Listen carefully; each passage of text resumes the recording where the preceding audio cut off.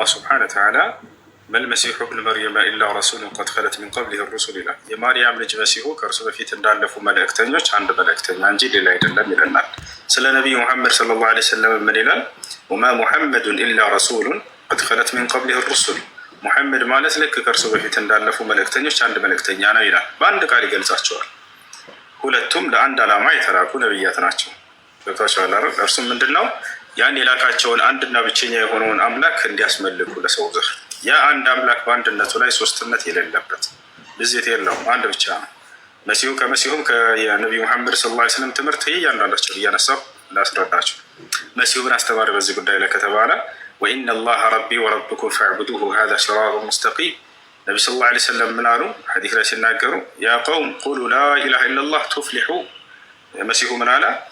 የእኔም የእናንተም ጌታ እርሱ አንድና ብቸኛ የሆነው አላህ ነው። ከእርሱ በስተቀር ሌላን አታምልኩ፣ እርሱንም በብቸኝነት ተገዙት ይላል። ይህ ነው ቀጥተኛው መንገድ አለ። ነቢ ሰለላሁ ዐለይሂ ወሰለም ምን አሉ? ህዝቦቼ ሆይ ከአንዱ ከአላህ በስተቀር በእውነት የሚመለክ ሌላ አምላክ የለም ብላችሁ ትድናላችሁም እያሉ ያስተምራሉ። ያችሁ አስተምሮታቸው ያ ነው። አንድ አይነት አስተምሮ ነው ያላቸው። ሁለታቸውም ወደዚያ ወደ አንድ አምላክ የተጣሩ ናቸው። መሲሁ አሁን ደግሞ የሚያለያያቸውን ነገር ልንገራቸው። ይህ ባጭሩ ከሆነ የሚያለያያቸው ምንድነው? መሲሁ ለአንዲት ህዝብ የተላከ ነው፣ ለእስራኤል ህዝብ ማለት ነው። ነቢዩ ሙሐመድ ሰለላሁ ዐለይሂ ወሰለም ለዓለም ህዝብ የተላኩ ናቸው። ማስረጃ ለዚህም ራሱ መሲሁ ሲናገር ምን ይላል? ያ በኒ እስራኤል ኢኒ ረሱሉላህ ኢለይኩም አለ። እናንተ የእስራኤል ልጆች ሆይ እኔ ወደ እናንተ የተላኩላችሁ መልእክተኛ ነኝ አላቸው። ለማርያምም ሲናገራት ጊዜ እሺ በአንድ ሌሊት ከ9 ሚስቶች ጋር ተኝ የሚለውንም አስረዳቸዋለሁ። ወደ እሱ እንመጣለን፣ ችግር የለውም። አሁን እዚህ ቦታ ላይ የሚለያዩበት ነገር አንደኛ ይሄ ነው። ኢየሱስ ክርስቶስ ወደ ማን ተላከ? ለእስራኤል ወገን ነው የተላከው። አላህ ይህም በርካታ ቦታ ላይ በቁርአን ላይ ይነግረናል። ወረሱለን ኢላ በኒ እስራኤል ይላል። ወደ እስራኤል ልጆች የላኩት መልእክተኛ ነው እያለ ይገልጸዋል። ነቢዩ ሙሐመድ ሰለላሁ ዐለይሂ ወሰለም ወዴት እንደላካቸው ገልጸዋል ወይ? አዎ ገልጿል። በሱረት አንቢያ ላይ ምን አለ አላህ? ወማ አርሰልናከ ኢላ ረሕመተን ሊልዓለሚን፣ ለዓለማት ህዝብ ነው የላከው እያለ ቃል በቃል ይገልጽላቸዋል። በሌላ ቦታ ላይ ምን በሱረት አዕራፍ ላይ ቁል ያ አዩሃ ናስ ኢኒ ረሱሉላህ ኢለይኩም ጀሚዓን፣ ሙሐመድ ሆይ አጠቃላይ ለሰዎች ለእናንተ የተላኩት በላቸው ይላል። በሱረቱ ሰብእ ላይ አላህ ሱብሓነሁ ወተዓላ ምን ይላል? ወማ አርሰልናከ ኢላ ካፈተን ሊናስ፣ አጠቃላይ ለሰዎች ሁሉ ነው የላኩ እያለ ይገልጽላቸዋል ማለት ነው። ይህ ነው። ሌላ ነገር ተአምራት በሚለው ደግሞ እንምጣ። መሲሁም ተአምራት ተሰጥቷል። ነቢዩ ሙሐመድ ሰለላሁ ዐለይሂ ወሰለም ተአምራትን ተሰጥተዋል። ለአንዱ የተሰጠው ተአምር ለሌላው ላይሰጥ ይችላል። ይህ መበላለጫ ሚዛን ነው ወይ? ይህ አይደለም። ይህ አይደለም። መሲሁ ለምሳሌ ሙታንን የማስነሳት ተአምር ተሰጥቷል። አዎ ያስነሳ ነበር ሙታንን። ልክ እንዲሁ ማየት የተሳናቸውን ይፈውስ ነበር። አዎ ይፈውስ ነበር። ለምጽ ያለባቸውን ይፈውስ ነበር። በመዳበስ እንደዚህ ይፈውሳቸዋል። ለምጽ ያለበት ሰው ከመጣ ቢስሚላህ በአላህ ፍቃድ ብሎ ይፈውሰዋል። ያንን ሰው ሲዳብሰው ጊዜ ይፈውሳል።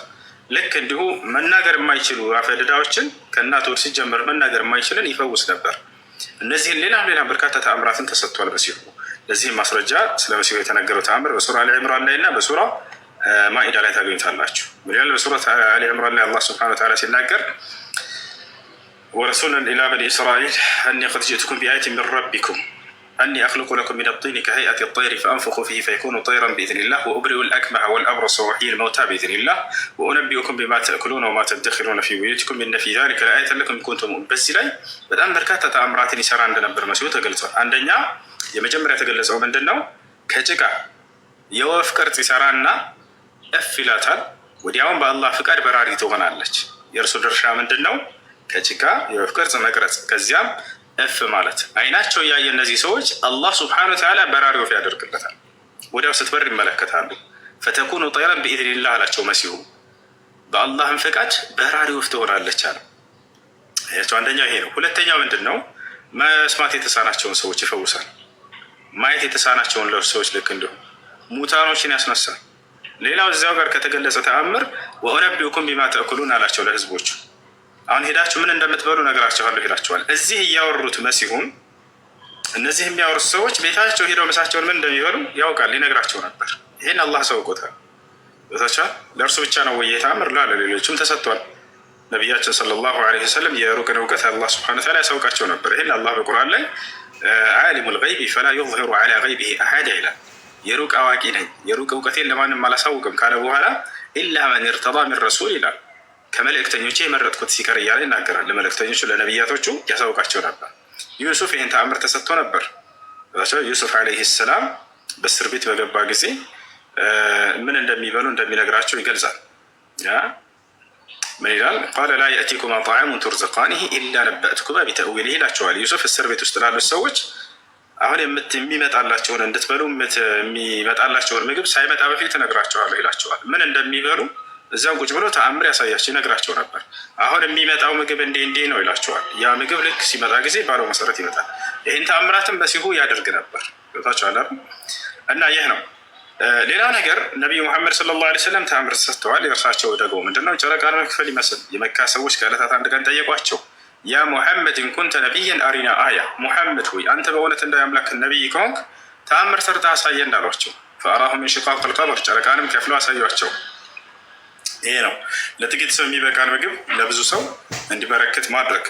ልክ እንዲሁ ከጣታቸው መካከል ውሃ እንዲፈልቅ ማድረግ። ልክ እንዲሁ ሌላው ተአምራዊ ጉዞ ያደረጉት ከመካ እስከ ኢየሩሳሌም ድረስ ወይም እስከ ቤተል መቅደስ በአንድ ሌሊት፣ በዛቸው ሌሊት 7ቱን ሰማያት አድርገው መሄዳቸው አድርገው ነበር ነብዩ ሰለላሁ ዐለይሂ ወሰለም። ሌላው ነገር በዚያ ገነትን ማየታቸው። ገነትን ስለ ገነት ማንኛውም ሰው ሲናገር ገነት የምትባል ሀገር አለች እያለ ለትውልዱ ያስተምራል እንጂ ነቢይ አየሁ ብሎ የሚናገር የለም። ነብዩ ሰለላሁ ዐለይሂ ወሰለም ሲቀሩ እኔ ገነትን አይቻታለሁ ብሎ ያስተማሩና አላህ ሱብሓነሁ ወተዓላ አሳይቷቸዋል። ሌላው ቀደምት ነቢያትን እንዳለ ማግኘታቸው አላህ አስነሳላቸው። ሁሉንም ነቢያት አግኝተዋቸዋል። እነ አብርሃም፣ እነ ኢስሐቅ፣ እነ ያዕቆብ፣ እነ ዩሱፍ፣ እነ ሙሴ ሁሉንም እንዳለ መሲሁን ሁሉ እንዳገኙት ቃል በቃል ማስረጃ አለ። እነዚህ ነቢያቶችን አምላክ አላህ ሱብሓነሁ ወተዓላ አገናኝቷቸዋል። ሌላው ከአምላክ ጋር ቃል በቃል መነጋገራቸው። ይህን ተአምር አምላክ ያደረገ የሰጠው ለማን ነበር? ለሙሴ ነበር። ልክ እንዲሁ ለአዳም ሙሴ እንዳናገረው አምላክን ሁላችን የምናምንበት ነገር ነው። አምላክ ከዚያ በኋላ ማንን ያናገረው? እርሳቸውን ቃል በቃል አናግሯቸዋል። ሙሐመድ ሆይ እያለ እርሳቸውም አቤቱ ጌታዬ ሆይ እያሉ እየመለሱለት ያወሩት አለ። ሶሒህ ሙስሊም 62 ላይ ታገኛላችሁ። ይህ ነው። ሌላ አሁን እናንተ ብዙ ጊዜ ልታነሷቸው የፈለጋችሁት ምንድን ነው? ከትዳር ጋር በተያያዘ ህግና ስርዓትና ስለሚነጅሱና ስለማይነጅሱ ነገራቶች ከሰው ልጆች ስለሚገኙ እነዚህን ሲነግሯችሁ ክፉ ነገር አድርገው ቀርጸው ይነግሯችኋል። ስለ ዘር ፈሳሽ ምናምን ስለ ትዳራቸው በተመለከተ ገብታችኋል። ይህ ነው። የመሲሁ ማግባቱ ምናምን አልተገለጸም። ገብታችኋል አይደል? ቢያገባና ግን በምን መልኩ ማድረግ እንዳለበት ያን ህግና ስርዓት ለሰዎች የግዴታ ያስተምራታል። አንድ ነቢይ ሲላክ ለህዝቦቹ ገብታችኋል አይደል? ያንን የሚያስተምረውን አላህ ሱብሓነሁ ወተዓላ ህግና ስርዓት ይሰጠዋል። መሲሁ ለምን ነበር የመጣው ከተባለ ያንን የተውራትን መሰረት አድርጎ የሚስተካከሉ ነገራቶችን ያስተካክል ዘንድ ነው። ገብታችኋል አይደል? ያን መሰረት አድርጎ የሚስተካከሉ ነገራቶችን ያስተካክልላቸዋል። ህግና ስርዓትን ከዚያው እንዳለ ሆኖ ማለት ነው። ገብታችኋል አይደል? ያ ነው በሙሳ መንገድ ላይ ተላከ። ከዚያ በኋላ እንደገና ያንን የማደስ ስርዓት ይሰራል። በዚያ ላይ ማስተካከል ያለባቸውን ነገራቶች ያስተካክላል። ይህን አላህ በቁርአን ላይ ሲጠቅስ ምን ይላል? ወኢነሁ ለዕልሙን ሊሳዓቲ ፈላ ተምተሩነ ቢሃ ብሎ እየተናገረ መሲሁ ዳግም ወደ ምድር ይመጣል። ይሄ መምጣቱም ከተአምራት ከዓለም ፍጻሜ በፊት እንደሚመጣ በዚህ ላይ እንዳትጠራጠሩ እያለ አላህ ከነገረን በኋላ እንደሚወርድ እንደሚመጣ እናምናለን። ገብታችኋል? አላህ ነው ይህን የነገረን። ወኢነሁ ለዕልሙን ሊሳዓቲ ፈላ ተምተሩነ ቢሃ ወተቢዑን ሃዛ ሲራጡን ሙስተቂም ወላ የሱደነኩም ሸይጣን ኢነሁ ለኩም ዐዱውን ሙቢን። ወለማ ጃአ ዒሳ ይላል። ዒሳን በመጣ ጊዜ ቢልበይናት ግልጽ የሆኑ ማስረጃዎችን ለህዝቦቹ ይዞላቸው በመጣ ጊዜ ቃለ ቀድ ጅእትኩም ቢልሒክማ እኔ በእርግጥም ጥበብን ይዤላችሁ መጣ አላቸው ይላል። ወሊኡበይነ ለኩም በዕድ አለዚ ተኽተሊፉነ ፊህ ከፊሉን ያንን የምትጋጩበትንም በመጽሐፋችሁ ላይ እውነቱን ልገልጽላችሁ ላብራራላችሁ ዘንድ አለ። አየህ፣ ያን መሰረት አድርገው እነዚህን ነቢያቶች አላህ ሲልካቸው ጊዜ በዚያ ላይ መስተካከል ያለባቸውን ነገራቶች ያስተካክላሉ። ስለ ትዳር ስለ ምናምን በተመለከተ በዚያው በመጽሐፍ ላይ ይሄዳሉ። በዚያ ላይ ግን የጨመሯቸውን ነገራቶች ያንን ነገር እንዲያስተካክሉ እንዲያርሙ ይላካሉ። ዘከሪያ ከእርሱ በፊት ተልኳል። እነ ያሕያ ከእርሱ በፊት ተልከዋል። ከሙሳ በኋላ የተላኩ ነቢያቶች ያን መሰረት አድርገው በዚያ ላይ የሚስተካከለውን እርማት አላህ ራእይ እያወረደላቸው ይሄዳሉ። ገብታችኋል አይደል? ይህ ነው መሲሁ ሲያስተምር የነበረው። ስለምንድን ነው አብዛኛው ከተባለ ስለ አምላኩ ነበር። በቃ በተውሂድ ላይ ነበር መሰረቱ። ሙሉ ቁርአን ላይ መጣችሁ ትምህርቱን ብታዩ ስለዚያ ስለ አንዱ አምላክ ሊሰብክ ነው የመጣው። አሁን ደግሞ አምላክ አላህ ሱብሓነሁ ወተዓላ ከመሲሁ በኋላ እስከ ዓለም ፍጻሜ ድረስ ለሚመጣ ህዝብ ሁሉ ህግና ስርዓትን ሊያወርድ ወሰነ። ከሙሴ በኋላ ማለት ነው። ገብቶሃል አይደለ? በዚህ በህግና ስርዓት ላይ ልክ ለሙሴ ሲወርድ እንደነበረው ለእርሱም በዚህ መልኩ ለዓለም ፍጻሜ ድረስ እንዲወርድ ሆነ። ይህን አስመልክቶ ስለ ትዳርም ስለ ሁሉ ነገር በአዲስ መልኩ አላህ ሱብሓነሁ ወተዓላ ሊያወርድ ወሰነ። ለዚህ ነው የምታገኟቸው እና ነቢያችን ሰለላሁ ዐለይሂ ወሰለም አንድ ሰው ከሚስቱ ጋር በምን ሁኔታ መኖር እንዳለበት እነዚህ ሁሉ ሊገለጹ ይገባል ከአምላክ ዘንድ نفت صغار صغار زين. يعني نفتة شفتي كيف العرسية متفتينها مفورة؟ ايه مفورة أحسن صدور زين. ويا فلفل أسود وبعدين بنحمس للبصلة شوية ويا موجي الفطر هذا زين. إذا مو بنتي بنحطه زين. والفطر جيبي صوصي بعد شاط جيبي.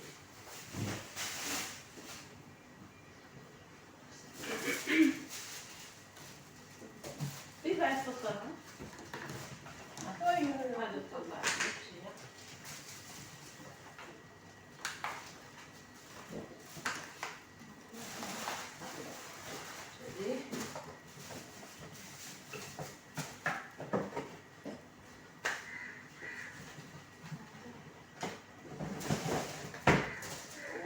بعد في البلاد هذا بعد يمكن نحتاجه هذا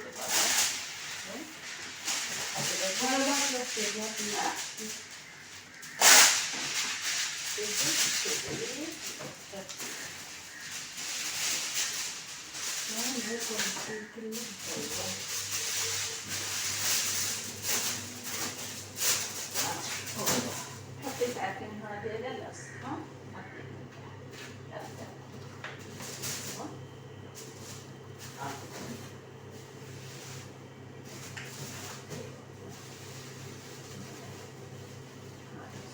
هذا بنحتاج له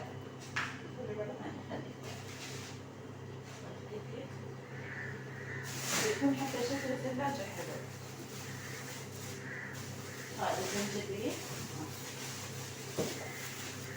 هذا راح أصفي أنا أصفي.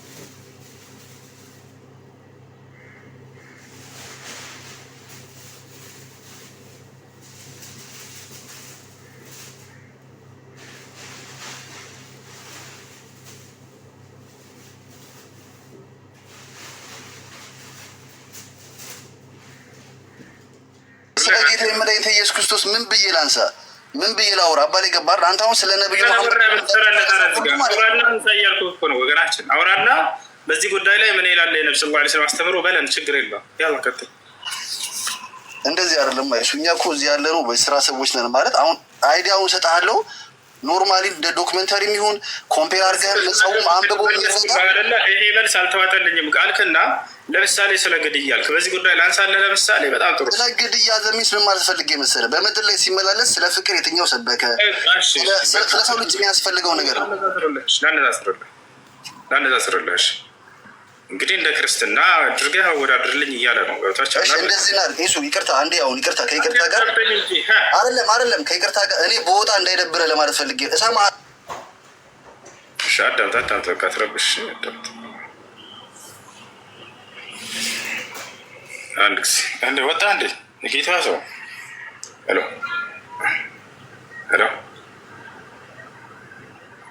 ከወጣህ ለምንድን ነው የምመልሰው? እኔ የጠየቀውት ሰው ወርዶ ለምንድን ነው የምመልሰው? እያነጻጸርኩልህ ነው አይደለ? ገብተህ እና እኔም ማነሳቸውን ጥያቄ እንትኖች ከመጽሐፍ ቅዱስ ማነሳለን ከመጽሐፍ ቅዱስ እንዳነጻጽርለት ነው የፈለገው። ስለዚህ ናና ተመለስ። ስለ መጽሐፋቸው በሌላቸውበት ለምንድን ነው የማወራው? ላግባ እናነጻጽረዋለን። ስለ ፍቅር ነው ያልከው አይደለ? በጣም ጥሩ። 9 ሚስቶቹ ጋር በአንድ ሌሊት አደረ የሚለውን ለምን ዘለልክ? ወላሂ አልዘለውም። በደስታ ነው የማወራው። እሺ በአንድ ሌሊት ለመሆኑ ነብዩ ሰለላሁ ዐለይሂ ወሰለም ከ9 ሚስቶቻቸው ጋር ወሲብ አድርገዋል ወይ? ወሲብ አድርገዋል ይሄን አይደል የሚሏችሁ? ወሲብ አድርገዋል አይልም። ካነ የጡፉ ዐላ ኒሳኢሂ ፊ ሌይለቲ ዋሒዳ ወለሁ የውመኢዚን 9 ኒስዋ ይላል። አዳምጡ። ሐዲሱን አውጥቼ ሁሉንም ማሳያቸዋለሁ። ነቢዩ ሰለላሁ ዐለይሂ ወሰለም በአንድ ሌሊት በ9 ሚስቶቻቸው ላይ ይዞሩ ነበር ይላል። ለእርሳቸውም የዛኔ 9 ሚስቶች ነበራቸው ይላል። ሚስት የሚለውን አስምሩበት። አሁን ዝሙት አድርጋች ትቀርጻላችሁ። ላዝሙት አይደለም ሚስት ይላል። ሚስት እሺ ምን ያደርጉ ነበር? ይዞሩ ነበር ይላል። የሚዞሩት ለምንድን ነው የሚለውን ከማንም በላይ ማን ነው የሚያውቀው? እስኪ መልሱ። ለምንድን ነው የሚዞሩት የሚለውን ከማንም በላይ ማን ነው የሚያውቀው? ሚስት ናቸው አይደለ? ሚስቶች ናቸው።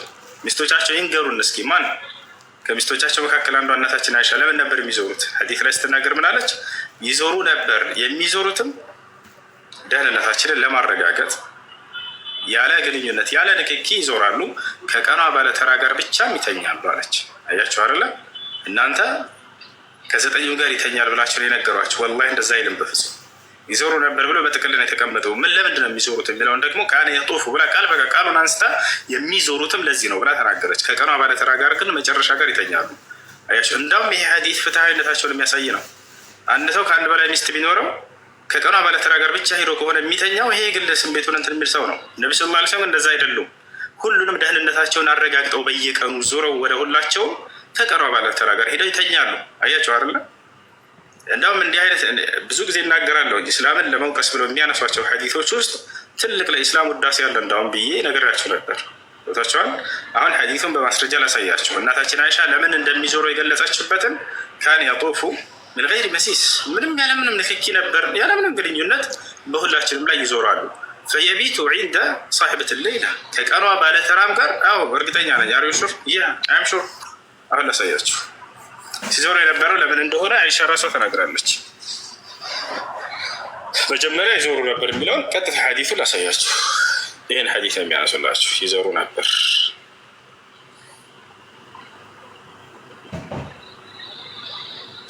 يزور نبر تخرج حديث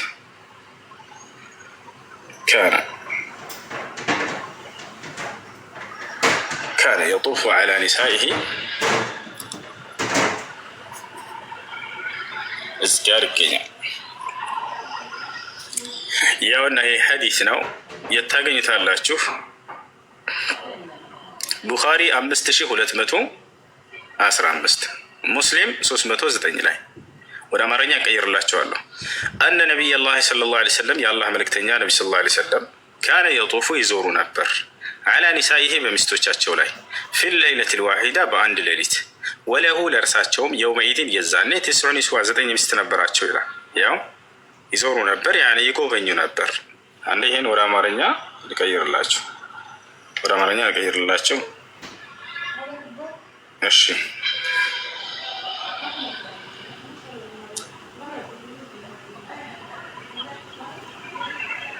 ካነ የጡፉ ዐላ ኒሳኢሂ በሚስቶቻቸው ላይ ይዞሩ ነበር። እሺ አነ ነቢይ ላ ሰለላሁ ዐለይሂ ወሰለም ካነ የጡፉ ዐላ ኒሳኢሂ የአላህ ነቢይ ሰለላሁ ዐለይሂ ወሰለም ሚስቶቻቸውን ያው ይጎበኙ ነበር። ጣፍ ማለት ዞረ ማለት ነው። አላህ በቁርአን ላይ ወሊየጠወፉ ቢልበይቲል ዐቲቅ ይላል። ጥንታዊውንም ቤት ይዙሩ ይላል። ካዕባን እኮ ይገናኙት ማለት ነው። ካዕባን ወሲብ ያድርጉት ማለት ነው። ወሊየጠወፉ ቢልበይቲል ዐቲቅ ጥንታዊውን ቤት ይዞሩት። ጣዋፍ የሚለውን ቃል ነው እዚህ ቃል ያን ቃል ነው የተጠቀመው። ካዕባን ወሲብ አድርጉ ማለት ነው። እሺ አሁን ላሳያቸው እናታችን አይሻ የተናገረችበትን ለምን እንደሚዞሩ ምክንያቱም ገልጸዋለች። ያው እናስካ ምን እንዳለች እናታችን አይሻ ላሳያችሁ።